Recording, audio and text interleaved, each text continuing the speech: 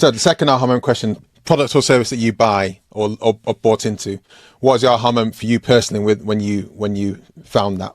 A multi-marketing agency founders, they've gone on the journey before, and I came across them either through other people that have worked with them, or they reached out to me through email or LinkedIn or whatever. And basically their offer is to understand how I get from what feels like freelancer stage to marketing agency stage. And they were just articulating very specific pain points and feelings and emotions in a way that just makes me go, you know, exactly the experience that I'm going through. And I think there was just such a level of precision and empathy in their messaging that made me think, I need you. I don't care if you're more expensive than some of the other options that I was considering. You get me on such a level. And I think there's that emotional connection that, again, I think is so powerful when you bring to product messaging, company messaging.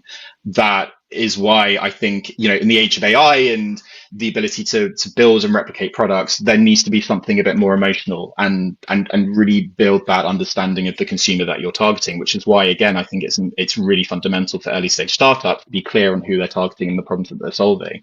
There are these two consultants that I'm speaking to right now, and they're very clear. They're helping the early stage solopreneur marketing agencies get from person one to person two, but knowing what is needed in that process. And it's the thing that kind of got me really excited, whilst also looking at my bank account and going, okay. So going back to going from one person to the next person, because that's a key hire, right? That's a key like stage that maybe is that stage you hadn't really considered. You were just kind of like, okay, so I'm going to have me, and then I'll be, maybe in a weird work with like 10 people, but you hadn't really thought about what that next step is. And that's like a core message there. Yeah, it was the way that they articulated was to say, you've probably got solid ideas about what you need to do. You have no idea what order you need to do it in.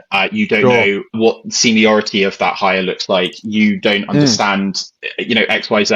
I mean, there are just so many specifics that they went into that I just thought, are you actually spying on me? Have you got a camera in my office right now? Because I'm scared at just how accurate this is. And so it was that kind of precision that made me think, I already have an element of trust in you.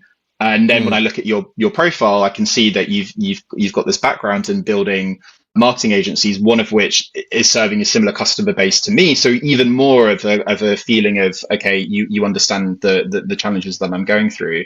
And so a lot of that sale, I guess, from that perspective is already done. I mean, I'm trying to think of, like, I don't know, tech or physical products where I've gone through that experience as well of aha, but I think that's by far the closest the only time that I've really kind of gone, my goodness, you really get me. But this is what you were saying on the other side for your clients, and this is what I've seen in this podcast discussions time and time again. It's that language market fit, when someone says the words that you feel like, hold on, like say, have you been spying on me? Have you got a way to, have you incepted my brain?